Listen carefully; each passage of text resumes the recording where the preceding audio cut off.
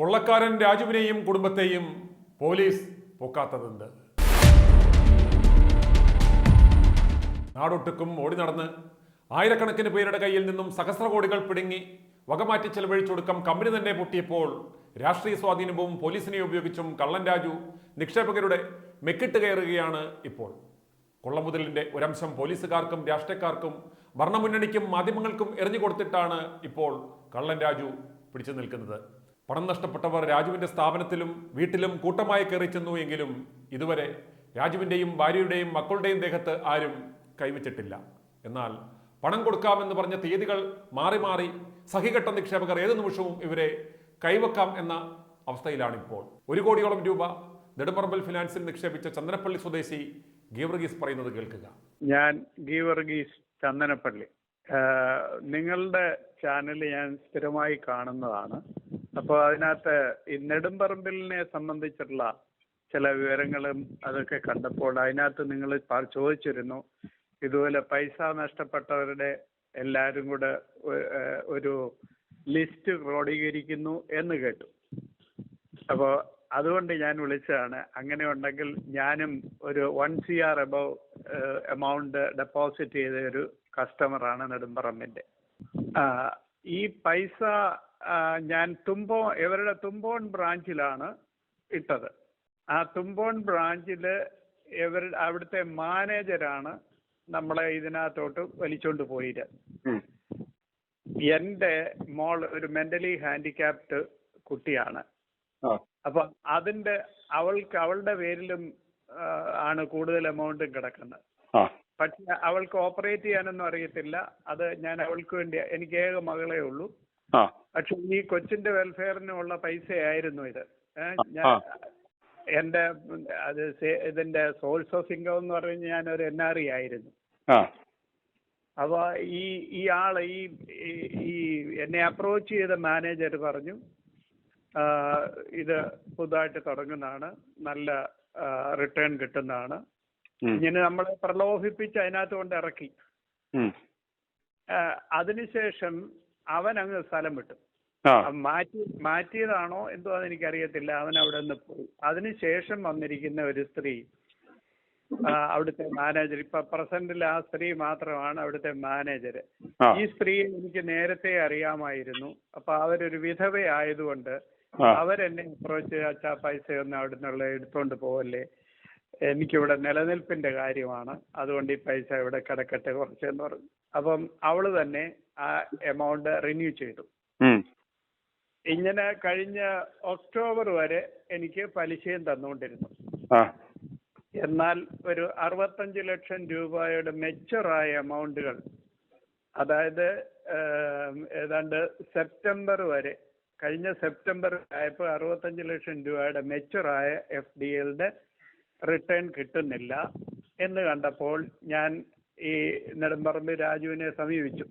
അപ്പൊ പുള്ളി പറഞ്ഞു, അവിടെ ഏലത്തോട്ടമുണ്ട്, അത് വിറ്റ് കഴിഞ്ഞാൽ നിങ്ങളുടെ എല്ലാ എമൗണ്ട് ഒക്കെ കിട്ടും, അച്ഛൻ ഒന്നുകൊണ്ടും പേടിക്കണ്ട, അച്ഛൻ എപ്പോൾ വേണമെങ്കിലും അച്ഛൻ്റെ കാശ് കിട്ടും, പക്ഷേ എങ്കിൽ ഇപ്പൊ എനിക്കൊരു സാവകാശം തരണം എന്ന് ഇതുപോലെ പറഞ്ഞു. ഞാനൊരു ഹാർട്ട് പേഷ്യൻറ്റുമായി ഞാൻ സർജറിക്ക് പോകുന്ന വഴിക്ക് തിരുവല്ലയിൽ അന്ന് മാത്രമേ എനിക്ക് ഇയാളുടെ അടുത്ത് പോകാൻ പറ്റത്തുള്ളൂ. അന്നേരം കാണുമ്പോഴും ഈ എബ്രഹാമും രാജുവും പറയുന്ന വാക്കുകൾ ഇത്, അച്ഛൻ ഇപ്പൊ ഇവിടെ ഇരുന്ന് ക്ഷീണിക്കേണ്ട കാര്യമില്ല, അച്ഛൻ പോയിക്കോ, അച്ഛൻ്റെ കാശ് കിട്ടും, ഞങ്ങൾ അതിന് വേണ്ട അറേഞ്ച്മെന്റ് തരും. ഇങ്ങനെ പറഞ്ഞ് ഇതേ ആയിട്ടുണ്ട്. ഇതുവരെയും ആരുടെയും കാശുകൾ കൊടുത്തിട്ടില്ല. എനിക്കാണെങ്കിൽ ബ്രാഞ്ച് ഇഷ്യൂ ചെയ്ത 2 ചെക്കുകൾ റിട്ടേൺ ആയിട്ടുണ്ട്. അപ്പൊ അതിനെപ്പറ്റിയും ഞാൻ അവരോട് പറയുന്നുണ്ട്, എന്റെ കാശ് എനിക്ക് കിട്ടും. അപ്പം അത് മാത്രമല്ല, വേറെ കുറെ ലയബിലിറ്റീസ് എനിക്ക്, ഞാൻ അതായത് 2-3 പിള്ളേരെ പഠിപ്പിക്കുന്നുണ്ട്, അവർക്ക് ഫീസ് കൊടുക്കണം, ഇതിനെതിരെ കാശില്ല, പലിശ കിട്ടിക്കൊണ്ടിരുന്ന അതും മുടങ്ങി. അപ്പൊ ഞാൻ എന്റെ കയ്യിലുണ്ടായിരുന്ന സ്വർണം എല്ലാം വെച്ചിട്ട് ഈ കൊച്ചുങ്ങളുടെ ആവശ്യങ്ങൾക്ക് വേണ്ടി പൈസ എല്ലാം വിനിയോഗിച്ച് കൊണ്ടിരിക്കുകയാണ്. അപ്പൊ ഇദ്ദേഹത്തോട് ഈ വിവരം ഞാൻ പറഞ്ഞതാ. ഞാൻ അതേ ക്രിട്ടിക്കൽ കണ്ടീഷനായി എനിക്ക് ജീവിക്കാനുള്ള ഈ പലിശ കൊണ്ടാണ് ഞാൻ ജീവിച്ചുകൊണ്ടിരുന്നത്, ഈ കാര്യങ്ങളൊക്കെ ഓടിക്കൊണ്ടിരുന്നത്. അത് ഞങ്ങൾക്ക് ഒരിച്ചിരി ബുദ്ധിമുട്ടുണ്ട്. അത് സോൾവ് ആയി കഴിഞ്ഞാൽ പ്രിഫറൻസ് അതായത് ലേറ്റസ്റ്റ് രാജു അല്ല എബ്രഹാം പറഞ്ഞത് പ്രിഫറൻസ് അച്ചാന് തരും ആ എമൗണ്ട് തരാൻ വേണ്ടി. അത് ഏത് സോഴ്സ് ആണെന്ന് അവർ ഇതുവരെ ഡിക്ലെയർ ചെയ്യുന്നില്ല. അപ്പൊ വസ്തു വിൽപ്പന കഴിഞ്ഞു, അതിന്റെ അനക്കമില്ല ഇപ്പൊ വേറെ ഏതോ സോഴ്സ് ആണ് അവർ പറയുന്നത്. അത് വാക്കുകൾ കൊണ്ടുള്ള ഒരു കസറത്താണ്. ഞാൻ ചെല്ലുമ്പോഴും അവിടെ ഒരു 10-60 പേര്, ഞാൻ ഹോസ്പിറ്റലിൽ നിന്ന് പോയ വഴിക്ക് അവിടോട്ടൊന്ന് കയറി 10-60 പേരുണ്ട്.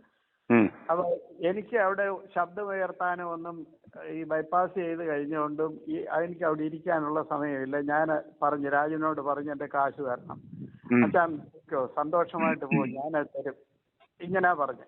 ഇപ്പം ഈ ആൾ അക്കൗണ്ട് ചെയ്തെന്ന് പറഞ്ഞതിന് ശേഷം ഞാനൊന്ന് വിളിച്ചു. അപ്പോഴും എന്നോട് പറയുന്ന അച്ഛാ ഇതെല്ലാം ആയി അടുത്ത് വരുന്നുണ്ട്, എനിക്കൊരു മെയ് ഈ അവസാനത്തിന് മുമ്പ് ഇതെല്ലാം സെറ്റിലാവും എന്നുള്ള വാക്കുകളാണ് എനിക്ക് കിട്ടിയിരിക്കുന്നത്.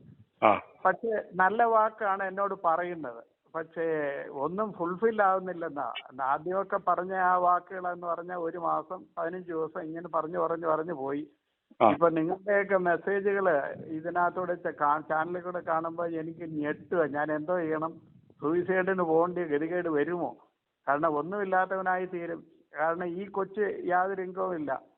അപ്പൊ ഈ കൊച്ചിന് ജീവിക്കാനുള്ള വകയായി ഈ കിടക്കുന്നത്. അതുകൊണ്ട് എന്നെ ഡിപ്പെൻഡ് ചെയ്തൊരു 2-3 പിള്ളേർ പഠിച്ചുകൊണ്ടിരിക്കുന്നവരാ. ഇതിനൊന്നും പുള്ളിയുടെ പൈസ കിട്ടുന്നില്ല. അപ്പൊ പുള്ളി എന്തുവാ ചെയ്യാൻ പോകുന്നതെന്ന് അറിയത്തില്ല. ഇന്നലെയും ഞാൻ എൻ്റെ ഒരു കൂട്ടുകാരനോട് വിളിച്ച് ചോദിച്ചു, ഇതുപോലെ ഡെപ്പോസിറ്ററാ, വെള്ളിക്കുളത്തുള്ള ഒരു ഡെപ്പോസിറ്ററോട് വിളിച്ച് ചോദിച്ചെന്ന് പുള്ളി പറയുന്ന അവിടെയും ഇപ്പോഴും ആൾക്കാർ കയറി ഇറങ്ങി ഇൻകിലാവാണ്. അപ്പൊ ഞാൻ അവനോട് പറഞ്ഞു, ഇയാളുടെ വീട്ടിലൊന്ന് നീ ഒന്ന് പോയി നോക്ക്. അപ്പൊ വീട്ടിൽ ചെന്നപ്പോ പറയുന്നത് അവിടെ പോഷ് കാറുകളൊക്കെ കിടപ്പുണ്ട്, പക്ഷെ 2 സെക്യൂരിറ്റികൾ പറയും അവിടെ ആളില്ല.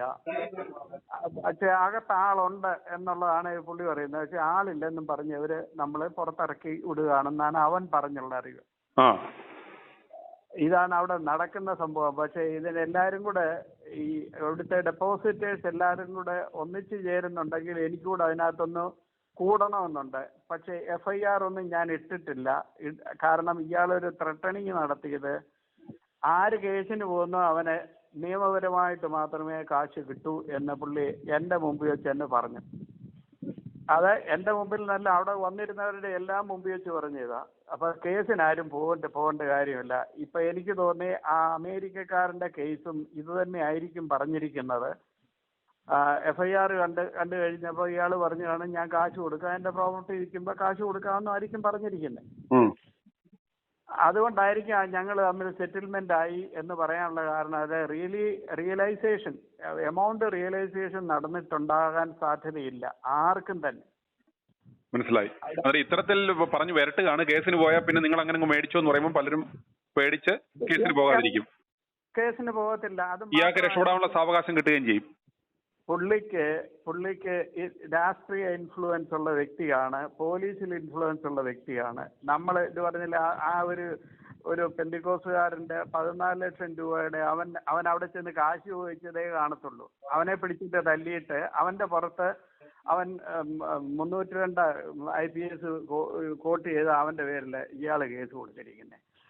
അപ്പൊ ഇങ്ങനെയുള്ള പരിപാടികളൊക്കെ ഗുണ്ടായുസങ്ങളും കാണിക്കുന്നുണ്ട്. എനിക്ക് തോന്നുന്ന ഇയാളുടെ ഒരു മൂത്ത മോനാണെന്ന് തോന്നുന്നു, അല്ലെന്നോ ഏതോ ഒരു സംതിങ് ആണ്. ഞാൻ അവനെ നേരിൽ കണ്ടിട്ടില്ല, ഞാൻ ഓർക്കുന്നില്ല. കാരണം എന്റെ പ്രായവും ഇതെല്ലാം കൂടെ എനിക്ക് അവിടെ പോയി ഇംഗ്ലാവ് വിളിക്കാനും ഒന്നും കഴിയത്തില്ല. പക്ഷെ വിവരങ്ങൾ ഇവരോടങ്ങ് ചോദിക്കും. ചിലപ്പോഴൊന്നും ഫോൺ എടുക്കാറേ ഇല്ല. ഏതായാലും ഈ ന്യൂസ് കണ്ടതിന് ശേഷം ഞാനൊന്ന് വിളിച്ചു 2 പേര്, രാജുവിനെയും വിളിച്ചു എബ്രഹാമിനെയും വിളിച്ചു. ഇവർ 2 പേരും മറുപടി എനിക്ക് തന്നു, മെയ്ക്കുള്ളിൽ ഞാൻ നിങ്ങളുടെ സെറ്റിൽ ചെയ്യും, അച്ഛൻ്റെ പ്രിഫർ ചെയ്ത് തരാം എന്നാണ് ഇങ്ങനെ പറഞ്ഞത്. പക്ഷെ എത്ര കണ്ട് വിശ്വസനീയമാണെന്ന് എനിക്കറിയത്തില്ല. ഇതുപോലെ ധാരാളം കസ്റ്റമേഴ്സ് ഉണ്ട്. ഞാൻ അന്ന് പോയപ്പോൾ കണ്ടതാ, ഒരു 100-ൽ പരം കസ്റ്റമേഴ്സ് പുള്ളിയുടെ ക്യാബിനിൽ. അവിടെ ചെല്ലുമ്പോൾ തന്നെ അവിടെ 2 പെൺപിള്ളേർ ഇരിപ്പുണ്ട്. അവർ പറയും അകത്തോട്ട് കയറുകയില്ല. പിന്നെ ഞാൻ ഇടിച്ചങ്ങ് കയറും.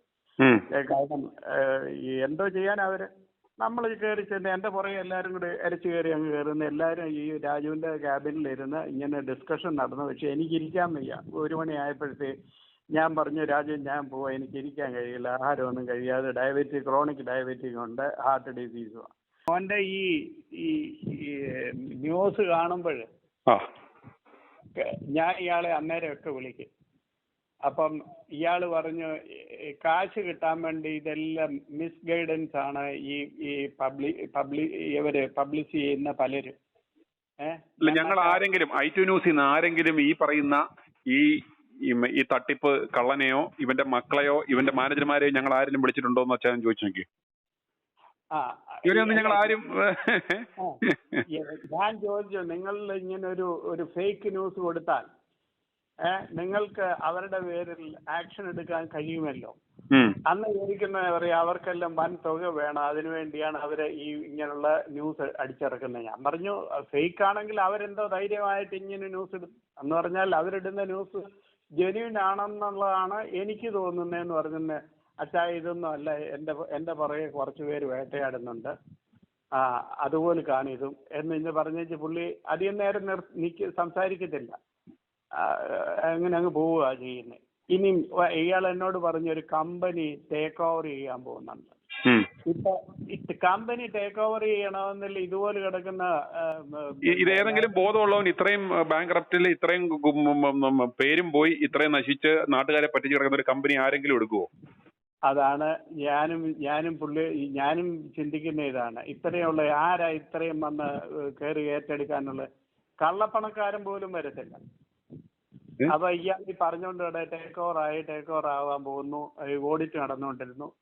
പക്ഷേ ഒരാള് NCD എന്ന് പറഞ്ഞൊരു സാധനന്മാർ ഇറക്കിയിട്ടുണ്ട്. എന്റേതും ഉണ്ട്, ഒരു 5 ലക്ഷത്തിന്റെ NCD ഉണ്ട്. അത് സൈൻ ചെയ്തിരിക്കുന്ന ഇപ്പോഴാ ഞാൻ ഇതൊക്കെ എടുത്ത് നോക്കുമ്പം അതിനകത്തെ സൈൻ ഇയാടെ ഒരു മോന, ഈ രാജു അല്ല അതിനകത്ത് സൈൻ ചെയ്തിരിക്കുന്നത്, മോനാ സൈൻ ചെയ്തിരിക്കുന്നത്. അപ്പൊ അതിന്റെ പേരിൽ ഒരാള് ഓംബുഡ്സ്മാന് കേസ് ഫയൽ ചെയ്തു. അവിടെ റെപ്രസെന്റേഷൻ കൊടുത്തു. അവിടുന്ന് ആരോ റിസർവ് ബാങ്കിൽ നിന്ന് വന്ന് ഇയാടെ അവിടെ ഏതാണ്ട് ചെക്ക് ഇൻസ്പെക്ഷനോ ഏതാണ്ട് നടത്തിയിട്ടുണ്ട്.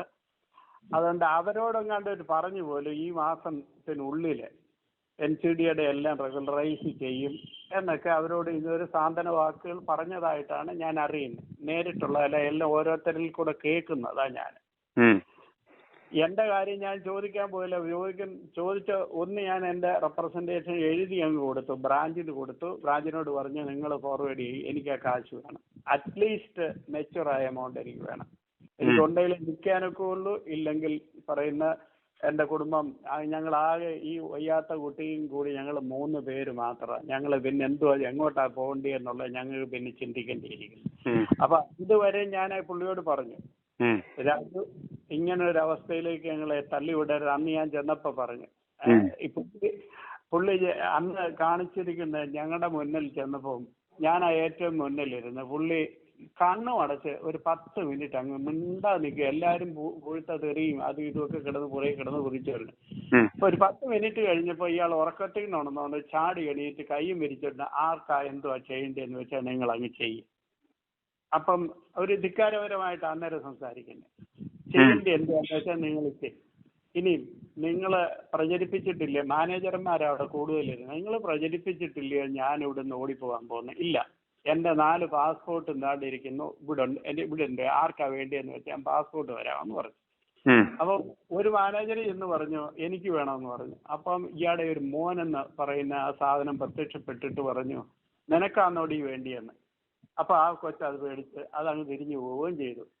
അപ്പൊ പുള്ളി അന്നേരം പറഞ്ഞു ഞാൻ ഈ രാജ്യത്തുനിന്ന് എങ്ങും തന്നെ പോകാൻ ഉദ്ദേശിക്കുന്നില്ല, നിങ്ങൾ അത് ഉദ്ദേശിക്കണ്ട, മുങ്ങിപ്പോകുന്ന ഇല്ല പോപ്പുലറിന്റെ കൂട്ടമല്ലൊക്കെ മുങ്ങിപ്പോകുന്നൊന്നും ഉദ്ദേശിക്കേണ്ട, എനിക്കൊരു സാമ്പത്തികമായിട്ട് അല്പം പ്രയാസം ഉണ്ടായിട്ടുണ്ട് എന്നാണ് പുള്ളിയുടെ പറച്ചിൽ.